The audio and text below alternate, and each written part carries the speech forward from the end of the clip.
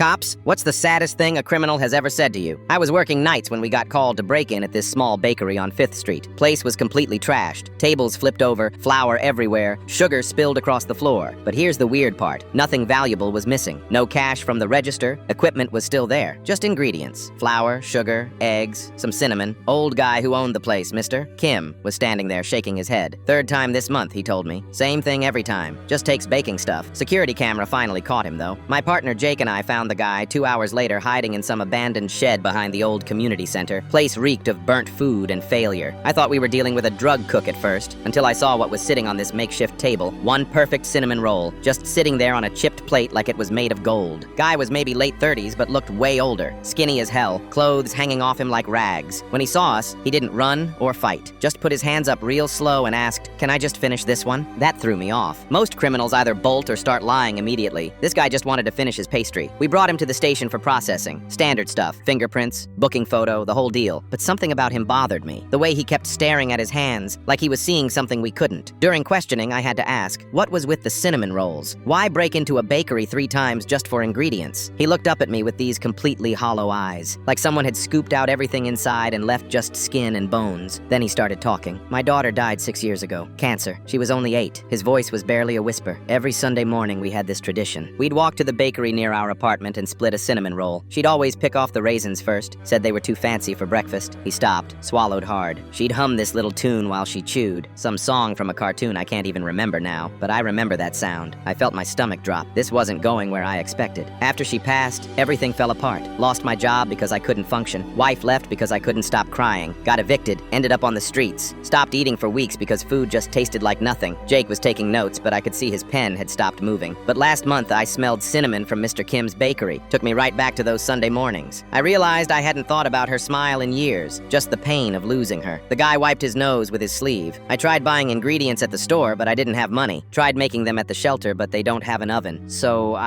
He trailed off. "You broke in," I finished. He nodded. I wasn't stealing food to eat. I was trying to remember what being her dad felt like, just for a few minutes. That taste, that smell, it brought her back. He looked directly at me then. I know it's crazy. I know it's wrong. But when I bite into one of those rolls, I can hear her humming again. And for maybe 30 seconds, she's not gone. I had to get up and walk out of that room, closed the door behind me, and stood in the hallway for 5 minutes, trying to get my breathing steady. 20 years on the force, I'd heard every sob story, every excuse, every manipulation in the book. But this wasn't that. This was just a broken father trying to hold on to the only piece of his daughter he had left. We ended up charging him anyway. Had to. But I talked to Mr. Kim the next day, told him the whole story. 2 weeks later, the charges got dropped. Mr. Kim decided not to press them.